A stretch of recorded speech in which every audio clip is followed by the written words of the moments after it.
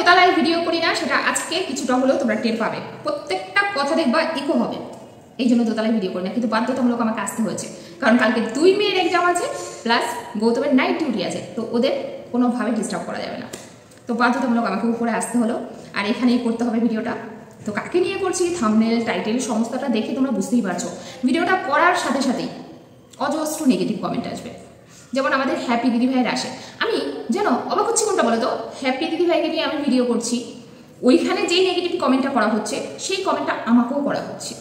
পার্থক্য শুধু এইটা, আমি এই নেগেটিভ কমেন্টগুলো অন্তত ভালোভাবে নিই। কেন বলো তো, কারণ মনে হয় এই মানুষগুলোর থেকেই দেখে বলেই আমি টাকাটা পাচ্ছি, তো কোথাও না কোথাও ওরা কিন্তু আমার উপকার করছে। হ্যাঁ, হয়তো নেগেটিভ কিছু কথা বলে যাচ্ছে, আর নেগেটিভ কমেন্ট কিভাবে দূরে সরিয়ে রাখতে হবে, ইগনোর করতে হবে, এটা কিছুটা হলেও সোশ্যাল মিডিয়ায় এতদিন ধরে কাজ করতে করতে শিখে গেছি।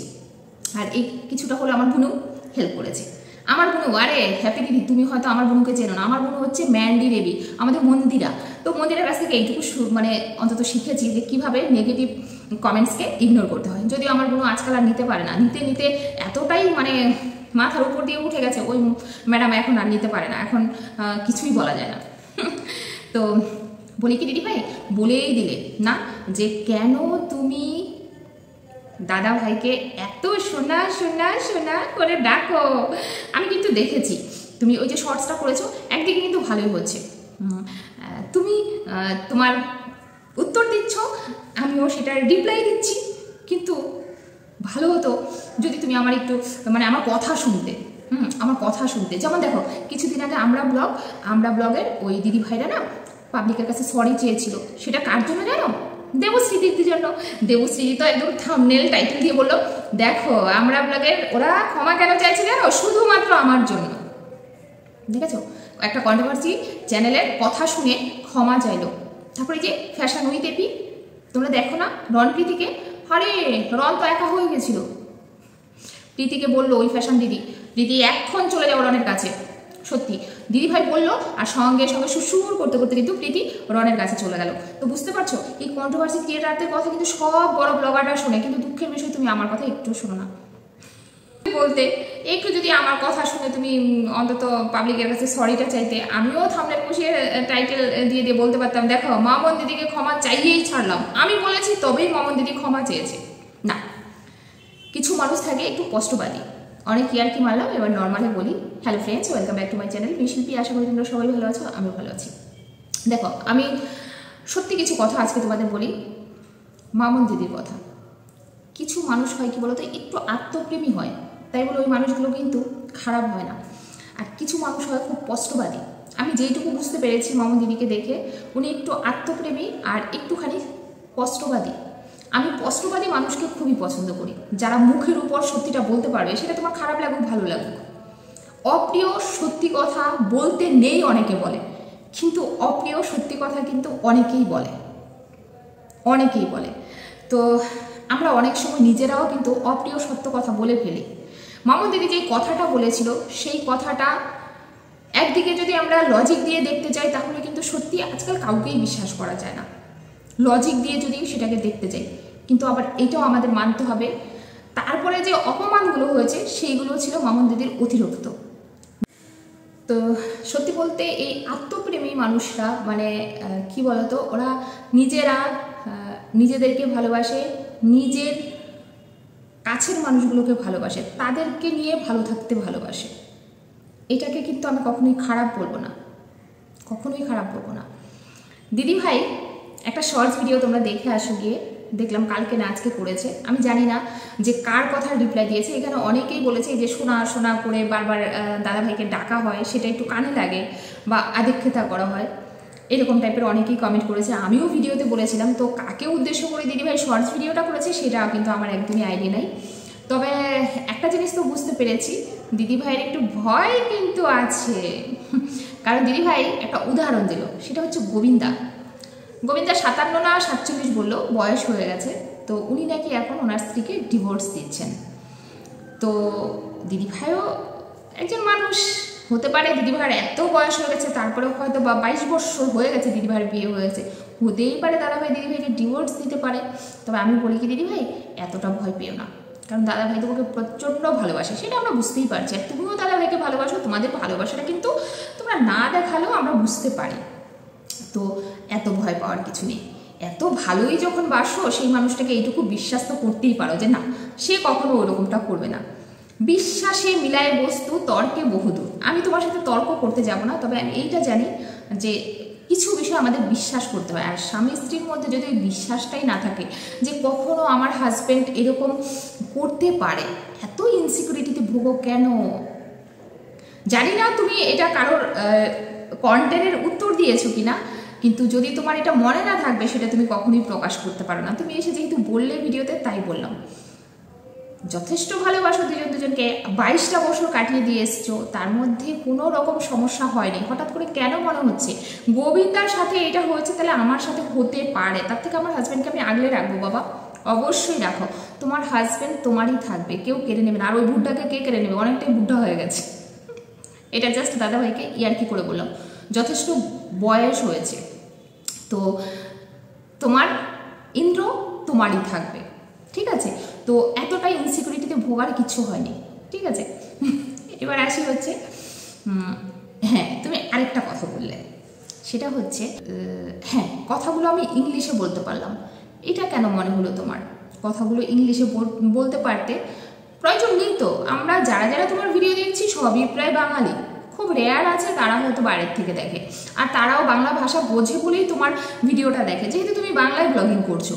তো তোমার কেন মনে হলো যে কথাগুলো ইংলিশে বললো ভালো হতো? নাকি তুমি বোঝাতে চেয়েছো, আমি যেহেতু বলেছি হ্যাঁ 11 পাস করে পালিয়ে বিয়ে করেছো, এই জন্য তুমি বলতে চাইলে না 11-এর পরেও আমি অনেকটা পড়াশোনা করেছি? আরে ডাইরেক্টলি বলো না, ওইভাবে কেন? তাহলে আমি একটু থাম্বনেল টাইটেল দিয়ে ওই ফ্যাশন দিদির মতো, দেবশ্রীদির মতো বলতে পারি, দেখো মামন দিদি আমার কথাই এটা করেছে। আমি প্রমোট হয়ে যাব? না দিদি ভাই, প্রমোট হব না। অনেকেই চেনে, যেটুকু চেনে যথেষ্ট। হ্যাঁ ব্লগিং চ্যানেল দাঁড়িয়ে যাক, এটা সবাই চায়, কিন্তু না প্রমোট হতে চাই না। আর ইংলিশ দরকার নেই, তুমি বাংলায় বলো, আমরা বাংলাটা খুব ভালো বুঝতে পারি। আর আমার আবার ইংলিশ মাথার উপর দিয়ে যায়, ইংলিশে খুবই কাঁচা ছিলাম। একটা কথা বলতে গেলে না জিভে আটকে যায়, বাংলা কথা বলতে গেলে জিভে আটকে যায়। সেইখান থেকে তুমি ইংলিশে বলবে, সেগুলো বুঝতেও পারবো না, তোমাকে উত্তরও দিতে পারবো না। তার থেকে বরং বেটার তুমি বাংলায় বলো, সেটাতে সুন্দরভাবে উত্তর দেবো, ঠিক আছে? ঠিক আছে, এইবার আসি হচ্ছে কিছু কমেন্ট তোমাদের আজকে বলি। তোমরা অনেকে অনেক রকম কমেন্ট করেছো। কালকে আমি যখন ভিডিওটা করেছি, তোমরা অনেকে বলেছো যে তোমার মেয়ে যখন ক্লাস 10 পাস করেছে, তখন তুমি কাউকে বলোনি যে তোমার মেয়ে কত পেয়েছে পার্সেন্টেজ। পার্সেন্টেজ তো বলার দরকার নেই, কিছু প্রাইভেসি তো থাকে। আমি কিন্তু কালকের ভিডিওতে এটাও উল্লেখ করেছি যে তুমি পার্সেন্টেজ তোমার মেয়ের নাই বলতে পারো, কিন্তু আর্টস নিয়েছে বা সায়েন্স নিয়েছে সেটা তো তুমি বলতেই পারো। তাছাড়া মামুন দিদির একটা ভিডিওতে কেউ একজন আমাকে কমেন্ট করে গেল যে উনি নাকি বলেছে যে মেয়েকে ল পড়াতে চায়। তাহলে অবভিয়াসলি আমরা বুঝতেই পারছি ল পড়াতে চায় মানে মেয়ে আর্টসই নিয়েছে। তো এটা কিন্তু আমরা বুঝতে পেরে গেছি, বুঝতে পারছো? ল তখনই মানুষে পড়বে, আর্টস যখন নেবে তখনই পড়বে। যাই হোক, এটা একটা কনফার্ম হয়ে গেছে। আর আরেকটা কথা, আমি কিন্তু সর্বদা বলেছি মেয়ে আইসিএসসি বোর্ড থেকে যথেষ্ট ভালো রেজাল্ট করেছে। আর প্রয়োজন পড়বে কি পার্সেন্টেজ কত পেয়েছে, আর্টস গ্রুপ থেকে যথেষ্ট ভালো পার্সেন্টেজ পেয়েছে। আর আমি ইচ্ছে করে সায়েন্স পেতেও আমি ইচ্ছে করে দিইনি, আর্টসই দিয়েছি মেয়েকে। আশা করি তোমাদের ক্লিয়ার হয়ে গেল। এটা না বলার কিছু নেই, আর্টস মানে এটা কোনো লজ্জার বিষয় নয়। আর্টসও কিন্তু একটা পড়াশোনা, আর সেটাতেও কিন্তু খাটনি হয়, অবশ্যই পরিশ্রমও করতে হয়। আমরা নিজেও, আমি এমএ করেছি আর্টস নিয়ে, হিস্ট্রি অনার্স নিয়ে, আমারও কিন্তু পরিশ্রম হয়েছে, ঠিক আছে? আর্টস মানেই যে একদম হেও করে হয় না, এটা খুব খারাপ জিনিস। গেল এটা। কত কমেন্ট, তোমরা এমন কিছু কমেন্ট করেছো, তুমিও তো কিছুদিন আগে নাটক করেছো না? যদি সেটা নাটক হতো না, কন্টিনিউ করতাম। এখন 2-3 মাস, ধরো ডিসেম্বর, জানুয়ারি, ফেব্রুয়ারি, এই 3টা মাস ধরে আমি কন্টিনিউ করতে পারতাম। আমার ভাতের অভাব ছিল না, আমি যেখানে গেছিলাম বা যেখানে থাকতাম। হ্যাঁ একটু অসুবিধা হতো অবশ্যই, কিন্তু আমার ভাতের অভাব হচ্ছিল না। আমি কিন্তু এই ঘটনা কন্টিনিউ চালিয়ে যেতে পারতাম, বাট আমি কিন্তু সেটা করিনি। অতএব যার বোঝার সে বুঝেছে, আর যার না বোঝার সে কখনোই বুঝবে না, কারণ ওদের উদ্দেশ্যই হয়েছে কাউকে এসে নিচু দেখানো। তবে একটা কথা আজকে তোমাদের বলি, কাউকে কখনো বলে ছোট করা যায় না। এই যে আজকে মামুন দিদিকে আমি হাজারো ভিডিও করছি দিদিভাইকে নিয়ে, মনে হয় আমরা বলে দিদিভাইকে নিচে নামাতে পারবো বা ছোট করে দিতে পারবো না। একমাত্র ছোট সে নিজেকে নিজে যদি কখনো করে তবেই ছোট হবে, ঠিক আছে? কেউ কাউকে নিচে নামাতে পারে না, ক্ষমতায় নেই। নিজেকে নিজে নিচে নামানো যায়। অতএব তোমরা যাই বলো না কেন। আর আরেকটা কথা কি বলো তো, আর আমি নেগেটিভ কমেন্ট এখন বললাম না, একদমই কিছু মনে করি না। কারণ এই যে শিল্পীকে তোমরা এখন সমালোচনা করতে দেখছো, এই শিল্পী না ভেঙে চুরমার হয়ে একেবারে ধুলা হয়ে গেছিল, সেইখান থেকে আবার নিজেকে একটু একটু করে তৈরি করেছে। তো এই শিল্পীকে কোনো নেগেটিভ কমেন্টে অন্তত আর ঘায়েল করতে পারবে না। কারণ এত শুনে নিয়েছি না 3 মাস আগে, সেইগুলো বোধহয় বিশ্বে কোনো মা শোনে না আমি যেটা শুনেছি, বা বিশ্বে কোনো স্ত্রী শুনে না, ঠিক আছে, আমি যা শুনেছি। অতএব নেগেটিভ কমেন্ট তোমরা অবশ্যই করতে পারো, হ্যাঁ, তবে নোংরা গালি দিয়ে বা নোংরা ভাষা দিয়ে যদি না হয় তাহলে আমি কখনোই ডিলিট করব না। তবে নোংরা গালি বা ভাষা যদি হয় অবশ্যই ডিলিট করব। আর ধন্যবাদ, নেগেটিভ কমেন্ট করলেও আমার ভিডিওটা ওয়াচ করছো, তার থেকে হয়তো বা কিছু আর্নিং আমার আসছে, তো অজস্র ধন্যবাদ। যত খুশি তোমরা করে যাও। আর আমি এইটা বুঝে গেছি যে কিছু মানুষের মানসিকতা থাকে ওরকম, আমাকে এসে নেগেটিভ কমেন্ট করছে, আবার সেই ভিউয়ার্স গিয়ে মামুন দিদিভাইকেও নেগেটিভ কমেন্ট করছে, অথচ আমাকে বলছে যে তুই যে মামুনকে নিয়ে বলছিস তো তোরও তো এরকম, বা তুইও তো এরকম।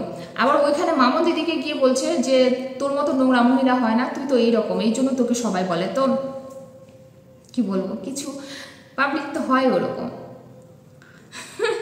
অসুবিধা নেই, কারণ তারাও ভিডিওটা দেখছে। তো চলো সবাই ভালো থেকো। তো তোমাদের বলতে পেরেছি যে মামুন দিদিভাইয়ের ভয় হচ্ছে এটা, যে যদি মামুন দিদিভাইয়ের হাজব্যান্ড মামুন দিদিভাইকে ছেড়ে অন্য কোথাও চলে যায়, বা দিদিভাই কি বলতে চাইছো, ডিভোর্স দিয়ে দেয় তোমাকে, অন্য কারোর কাছে চলে যায়, বা অন্য কোনো বাজে সঙ্গে পড়ে যায়, এত ডাউট করো না, এগুলো মানায় না, বয়সটা অনেক হয়েছে। এই তো 2 দিন পরে দাদু হতে চলেছে, মানে দাদা ভাই দাদু আর তুমি দিদা হতে চলেছো।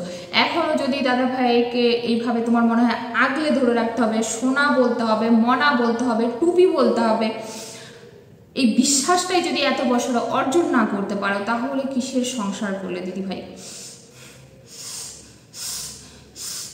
তার থেকে আমাদেরটাই ভালো।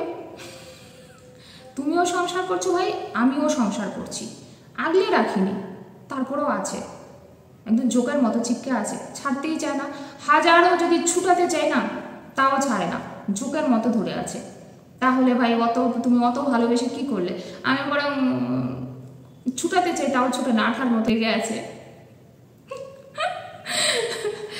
তো চলো, আমার হাসিটা দেখলে নাকি অনেক রাগ ওঠে, কি করবো ভাই, এরকমই হাসি ভগবান দিয়েছে, এরকমই হাসতে পারি, এর থেকে ভালো হাসতে পারি না, কি করব, একটু ম্যানেজ করে নিও। গুড নাইট, সবাই ভালো থাকবে, টাটা।